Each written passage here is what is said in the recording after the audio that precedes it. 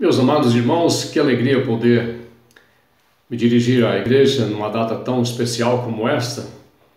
Quero celebrar a Deus e parabenizar a igreja pelos seus 125 anos de ministério em Rio Paranaíba, pelos 37 anos de organização desta igreja.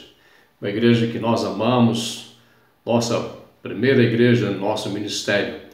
Trazemos recordação até os nossos dias. Muito obrigado, reverendo Rômulo, e também ao conselho por esta oportunidade. Deus seja gracioso. Abençoe meus irmãos. Quero compartilhar com meus amados um texto na carta de Paulo aos Efésios, capítulo 3. Vou ler versículos 14 a 21. Por esta causa me ponho de joelhos diante do Pai, de quem toma o nome toda a família, tanto no céu como sobre a terra, para que, segundo a riqueza da sua glória, vos conceda que sejais fortalecidos com poder, mediante o seu Espírito no homem interior. E assim, habite Cristo no vosso coração pela fé, estando vós arraigados e alicerçados em amor, a fim de poderdes compreender com todos os santos qual é a largura, comprimento e altura e a profundidade, conhecer o amor de Cristo que excede todo entendimento, para que sejais tomados de toda a plenitude de Deus. Ora, aquele que é poderoso para fazer infinitamente mais do que tudo quanto pedimos ou pensamos, conforme o seu poder que opera em nós. A Ele seja a glória, na Igreja, em Cristo Jesus, por todas as gerações, para todos sempre. Amém. Meus amados, nesses dias, por que é que nós temos orado? Qual o maior foco das nossas orações nesses dias? Ultimamente, o que mais tem levado você aos pés do Senhor? Talvez alguns estejam pensando coronavírus e os seus efeitos sanitários, seus efeitos econômicos e ainda seus efeitos políticos e a proporção que se alastrou pelo Brasil. Mas no texto lido agora, Paulo está orando por algo especial pela igreja de Éfeso e que quero que seja a nossa reflexão e que seja um moto nosso, seja o foco das nossas orações pela igreja onde nós congregamos. De joelhos pela igreja de Cristo Jesus. Ao escrever essa carta, Paulo não está tratando de problemas locais, disciplina na igreja. A ênfase é trazer instrução e conhecimento à igreja para conduzi-la à maturidade. Falando sobre a origem, a formação da igreja, não como resultado do ministério do apóstolo Paulo, mas como um plano eterno de Deus. A origem e a formação desta igreja é por meio de Jesus, por meio do Espírito Santo. E esta igreja transcende limites geográficos, ela é formada por judeus e por gentios, eleitos e predestinados para serem conforme a imagem de seu Filho, Jesus Cristo. Composta de judeus e gentios de todos os lugares, chamados pelo Evangelho, unidos a Cristo, mediante o Evangelho da paz, pela instrumentalidade dos apóstolos e outros discípulos, sim. Escreve Paulo que a igreja foi, em amor, planejada por Deus ainda na eternidade. E este plano foi executado na história humana por meio de Jesus Cristo, por quem ela é abençoada com toda sorte de bênção espiritual nas regiões celestiais em Cristo Jesus. Paulo vai mostrar que Deus promove a redenção dos eleitos por meio do sangue remidor de Jesus Cristo e os chama à unidade, constituindo judeus e gentios, família de Deus, um só povo, formando de ambos um só povo, reconciliados com Deus e reconciliados uns com os outros, sendo a igreja corpo de Cristo e sendo Cristo o cabeça do corpo. Por isso, por meio de Jesus, judeus e gentios, a família da fé, têm acesso pleno a Deus. No capítulo 2, versículo 21 a 22. E juntos são edificados santuário dedicado ao Senhor para ser a habitação de Deus no Espírito. Paulo dá relevo de como Deus exaltou Jesus Cristo, o Senhor da igreja, o cabeça da igreja, acima de todo principado e potestade, pôs todas as coisas debaixo do nosso Senhor Jesus Cristo, debaixo dos pés de Jesus Cristo, e o deu à igreja. Paulo enfatiza a necessidade, a partir do capítulo 3, a necessidade destes crentes salvos em Cristo a manterem e lutarem pela unidade da igreja. Pois ela é resultado não do trabalho de Paulo, como já dissemos, mas do trabalho do Pai, do Filho e do Espírito Santo na instrumentalidade do próprio apóstolo Paulo. Capítulo 5, o apóstolo Paulo vai exortar a igreja a um viver de dignidade na sociedade em que ela está, vivendo diferentemente dos gentios que não conhecem Jesus Cristo. No capítulo 6, ele vai dizer que há uma luta espiritual que a igreja trava e aquele que recebe Jesus Cristo vai travar. E para tal, esta igreja precisa revestir de toda a armadura de Deus para ficar firme e prevalecer contra o maligno, contra as hostes espirituais, contra os dominadores deste mundo tenebroso. Há poder na igreja, há poder de Deus para tal coisa. Contudo, voltando ao capítulo 3, Paulo dá seu próprio exemplo. Deixa eu voltar no finalzinho aqui do capítulo 6, quando ele fala da armadura de Deus. Ele diz que tudo isso deve ser feito com súplica e oração por todos os santos, e também pede à igreja que seja sua intercessora, para que Deus lhe abra a porta, a palavra do poder. E assim, neste capítulo 3, Paulo dá seu próprio exemplo como intercessor pela igreja, testificando de um ministério que ele realizou, ou que recebeu, o evangelho que ele pregou, a fundação da igreja, a expansão da palavra, tudo foi feito, tudo tem sido feito de joelhos no chão. E agora Paulo está na prisão romana, um solo frio, impedido de ir e vir, de ver seus irmãos, de abraçar seus irmãos, de fazer viagens missionárias. Mas aquelas grades não podem impedir o apóstolo Paulo de estar de joelhos no chão. Nada pode impedir um coração do Senhor Jesus Cristo. Nada pode impedir o servo do Senhor de laborar, de trabalhar, de ser um intercessor. Você pode ser impedido de tantas coisas, mas nada podia impedir Paulo de orar pela igreja. E naquela prisão, ele produziu muitos crentes pela pregação do Evangelho. Naquela prisão, ele produziu muitas cartas que temos nas Escrituras até hoje. Mas neste momento, ele está de joelhos no chão pela igreja do Senhor Jesus Cristo. Coração inflamado de um crente. Vai muito longe, reflete longe, nas longínquas terras deste mundo. E ao longo da história, deixará seus frutos. Esta igreja tem sua história.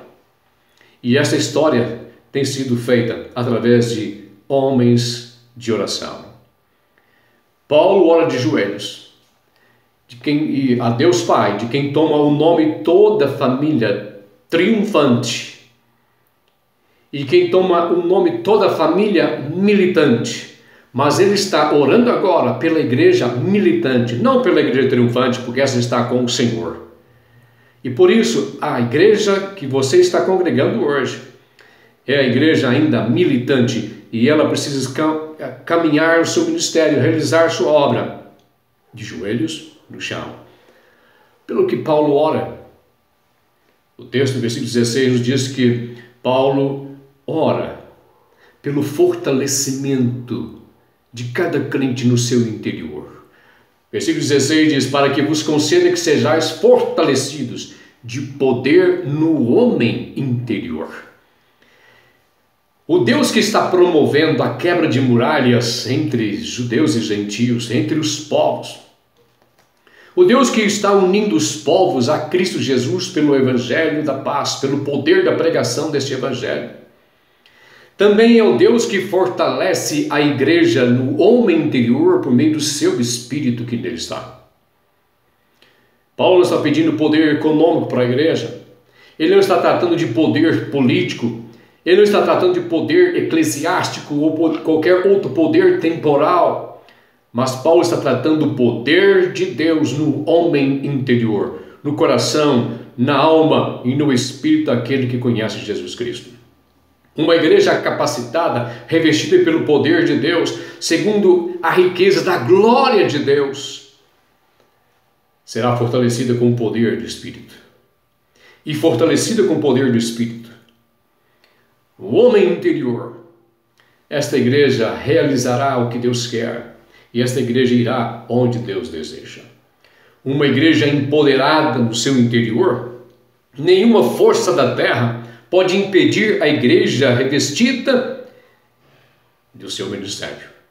O coronavírus tem impedido a gente fazer muitas coisas, de nos congregar, mas não pode impedir você de orar, não pode impedir você de testemunhar, não pode impedir você de realizar a obra que o Senhor lhe tem confiado. As dificuldades que nós enfrentamos, nós as vencemos pelo poder do Espírito que em nós está. Um crente de joelhos vai mais longe, faz muito mais para a glória de Deus do que qualquer outro poder desta terra. Uma igreja revestida do poder põe por terra o adversário da igreja ou os adversários da igreja com sua vida e seu ministério. Produz verdadeira libertação, transformação na sociedade onde ela está plantada. Queridos, a igreja de Éfeso estava nos lugares mais idólatras da terra, daquela região. Lá estava o templo de Diana, uma das 7 maravilhas do mundo antigo. Uma cidade de cerca de 400 a 500 mil habitantes daquela época, segundo os historiadores. Uma terra onde os feiticeiros escravizavam o povo nas trevas, onde imperava o culto ao imperador romano, e um culto a Diana de orgias de grande riqueza derivada do comércio daquele culto na sociedade judaica, gentílica. Foi nesse contexto que cresceu a palavra de Deus, porque ali operou Deus, por meio do apóstolo, poder. Um homem desimpedido fará grandes coisas se o poder de Deus nele está. Irmãos, não cansemos de pôr joelhos no chão por nossa igreja e por nós mesmos, para que a nossa igreja seja ela iluminada e seja ela empoderada, para que ela realize toda obra e desígnio de Deus. Pelo que Paulo ora ainda. Paulo ora para que esta igreja seja arraigada e alicerçada em amor. E assim habite Cristo no vosso coração pela fé, estando vós arraigados e alicerçados em amor, versículo 17.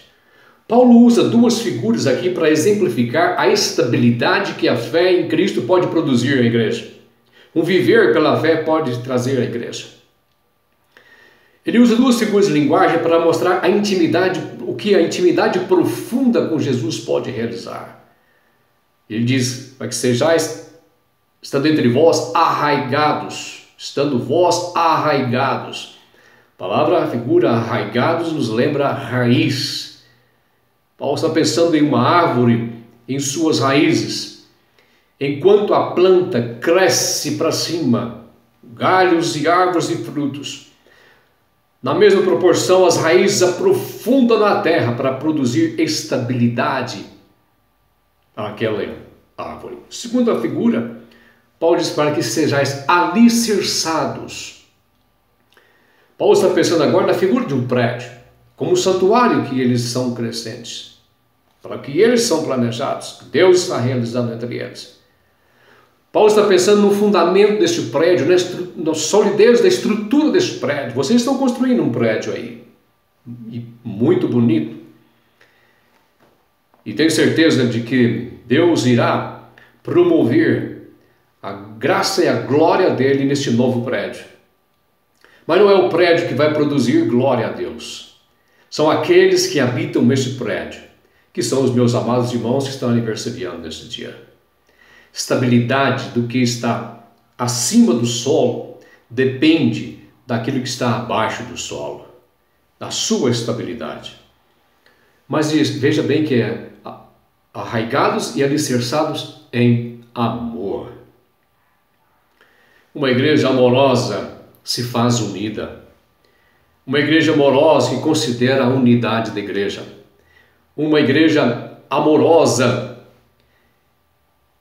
cria simpatia, que promove a simpatia na cidade pelo seu caráter, pelo seu viver. Como um bom exemplo de discípulos do Senhor Jesus Cristo onde ela está. Uma igreja que ama, dimensiona o amor de Deus, que excede todo entendimento, diz o apóstolo Paulo. E ele diz para que você pudesse conhecer a largura, comprimento, a altura, a profundidade e conhecer o amor de Deus que excede todo entendimento. Paulo está pedindo algo que deva vir com toda a plenitude sobre a igreja do Senhor Jesus Cristo. Uma igreja que compreende o amor de Deus e uma igreja que exerce sua vida e sua história pelo amor de Deus será a habitação de Cristo. E assim, habite Cristo no vosso coração pela fé, estando vós, veja, estando vós arraigados e alicerçados em amor. Irmãos, não são razões boas e maiores e excelentes para colocar nossos joelhos diante do Pai? Uma igreja iluminada, uma igreja empoderada, uma igreja amorosa sempre será a habitação de Jesus e será bênção na sua cidade. Uma igreja iluminada, uma igreja com o poder de Deus, uma igreja amorosa, verá a glória de Deus no seu meio. E o povo testemunhará isso. O povo verá o prazer de Deus, o favor de Deus, sem reservas para com esta igreja, abençoando aqueles que estão ao seu redor. Uma igreja com o poder de Deus, uma igreja arraigada e alicerçada em amor. É isso que o mundo precisa ver em nós. E é isso que precisa que seja contado na nossa história. Mas pelo que Paulo ainda ora, vemos que o apóstolo Paulo, ainda no versículo 17, o apóstolo Paulo assim diz, a fim de compreender, versículo 18, a fim de poderes compreender com todos os santos qual é a largura, o comprimento, a altura e a profundidade, conhecer o amor de Deus que excede todo entendimento, para que sejais tomados de toda a plenitude de Deus. Para que sejais tomados de toda a plenitude de Deus, para que a igreja pudesse conhecer e ser tomada de toda a plenitude de Deus. Paulo está pedindo uma coisa grandiosa e excelente aqui. Paulo está pedindo espírito de sabedoria e de revelação do pleno conhecimento de Deus. O foco aqui é a iluminação de Deus, do Espírito de Deus, promovendo entendimento à igreja, para que este entendimento produza crentes maduros e não mais crianças agitadas por qualquer vento de doutrina.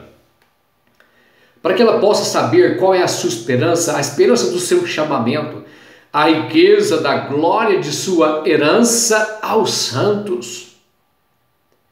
Não é uma igreja rasa de conhecimento, mas uma igreja amadurecida, que aprofunda conhecimento, que conhece a palavra de Deus.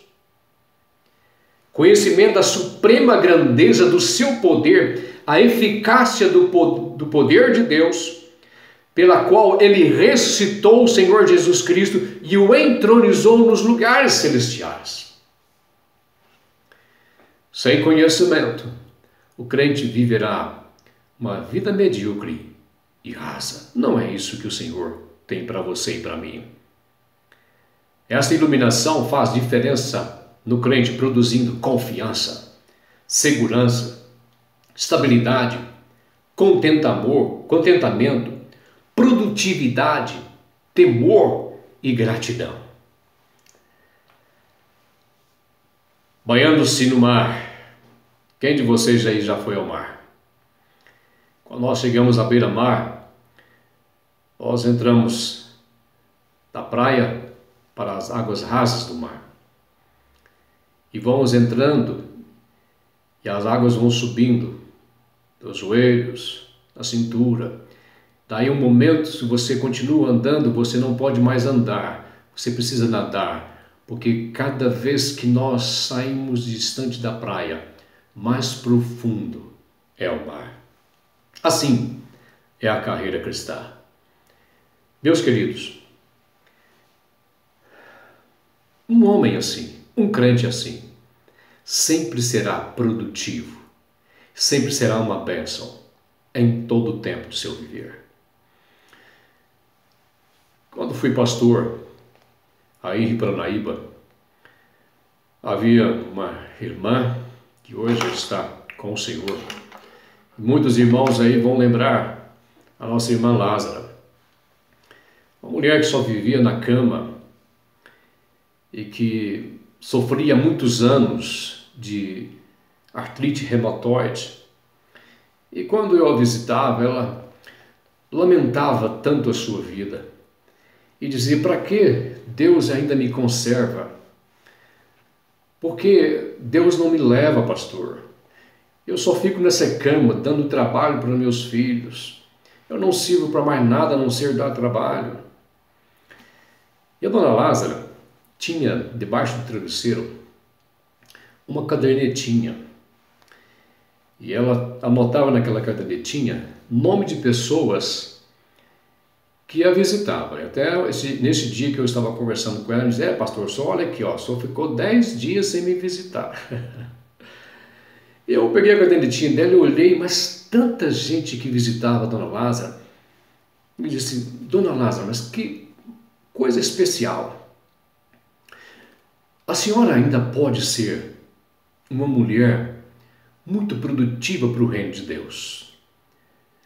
Ah não, pastor, hoje não, mas naquele tempo que eu participava da SAF, eu subia com a igreja no caminhão, a gente ia para as fazendas, eu tocava órgão, a gente cantava, e era uma bênção, mas hoje não, pastor, eu não posso fazer mais nada disso. Pode e vai. A senhora vai orar por todas essas pessoas que visitam a senhora. E eu vou trazer folhetos e vou deixar com a senhora para que ninguém saia daqui sem que a senhora dê um folheto. Toda pessoa que vier só vai entregar um folheto para essa pessoa. A senhora vai orar por sua igreja, vai orar por mim. Eu levei para ela um catálogo dos missionários da agência, hoje a PMT, mas naquele tempo era a Junta de Missões Estrangeiras.